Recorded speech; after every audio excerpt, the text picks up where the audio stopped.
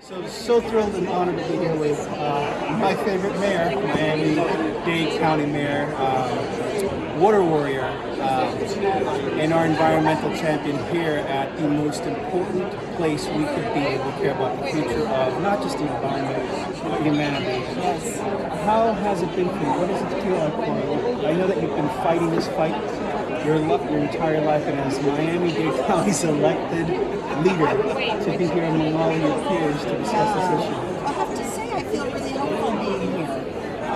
Instead of just worrying as I do about what's happening in Miami-Dade and how we're going to build higher and deal with flooding and storms and the future of our economy, I'm here with, of course, national leaders that are taking it more seriously, and local governments that are banding together to be innovators, and business that is really seeing that for long-term sustainability, they have to get with programs. So I'm feeling that there's a lot of momentum and excitement. It was pointed out in the Washington Post article, nobody's debating anymore whether we have climate change. So that's done with. Now it's just about the solutions and how we can move on to protect ourselves from that incredibly scary code red that we've received.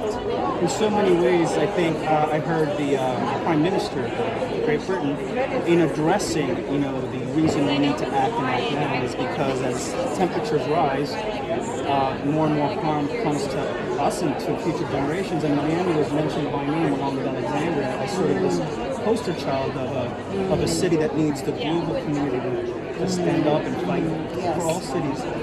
So here in this space, how have your colleagues talked to you and sought advice? It's a great question because, in fact, they have.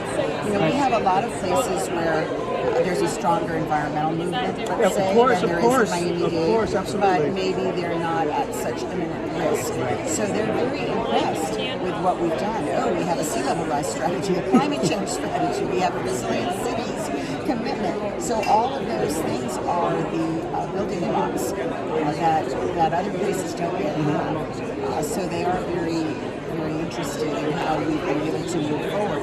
But one of the big challenges is the integration of the local, state, and national to make policy. And we're fragmented. We learned in Japan, for example, every municipality and more or less their state is obligated to have a plan. We don't have legislation. Imagine being innovative to have a plan, much less that it's a requirement. So we need that kind of leadership from the top as well as innovation from the bottom. And we need, of course, federal resources, private financing. A lot of people here are talking about innovative private financing. And we need the local communities' responsibility for land use and zoning and building to inform the national agenda. In many ways, what I'm seeing through the youth activism here is that this is no longer a fringe issue or a particular group that cares. It's literally a global issue. You're right about the environmental movement in Miami. We're between two gorgeous national parks. You know them better than I do. And we live in a paradise, but one that's vulnerable. But that environmental connection doesn't quite exist because we're such a global, international, thriving urban space, right? How do you think that meetings like this and your presence here can motivate your constituents to understand how special we are, but also how fragile we are? Yeah. Is there a message, or is there a way of drawing that connection? I know that youth are leading the way. I'm excited by my University of Miami students. Yes. They really care passionately. I see the youth here in Scotland. I'm working with a group called SOS UK to advance this campaign here at the convention. But what about the rest of our society? I know that. Well, we learned about some new youth advocacy organizations that are global that don't yet have a presence in Miami.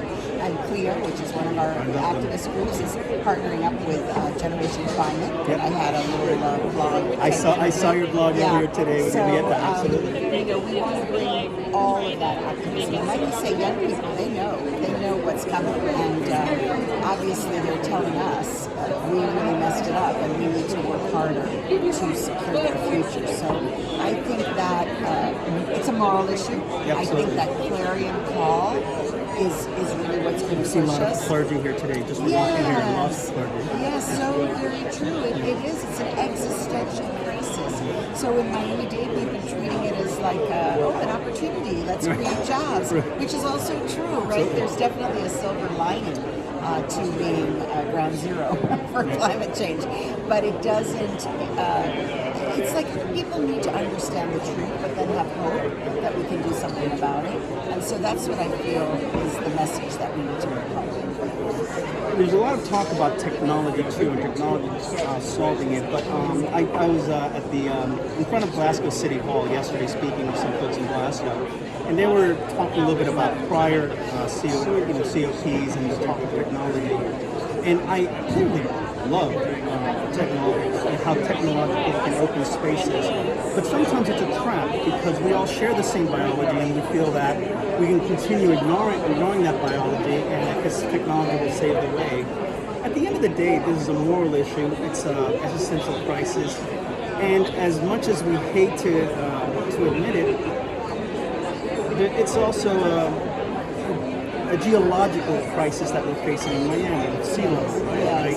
So how important is it for us as Miamians to advocate and try to do everything we can to get these world leaders to understand that, our future, the future of many of the other nations holding pavilions here, is really at stake. I mean, whether or not they decide to lower carbon emissions by half in the next 8 years, and net zero by 2050, which you're leading in Miami-Dade. Well, we have lots of these island nations. We have lots of other countries with fewer resources than ours that are definitely in the same position, but we have the most assets at risk. So ours is really an investment, sort of a conversation, right? Return on investment. But we just have to remember that the displacement of people affects worldwide.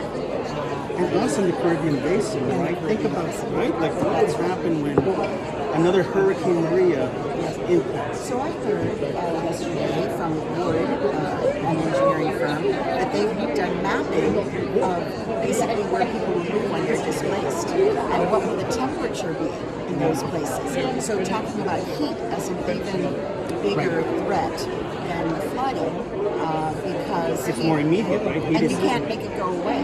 And the solutions to heat, which like air conditioning, are bad for the environment. So it's a bad virtuous cycle. It's not a virtuous cycle. And so that was also eye-opening.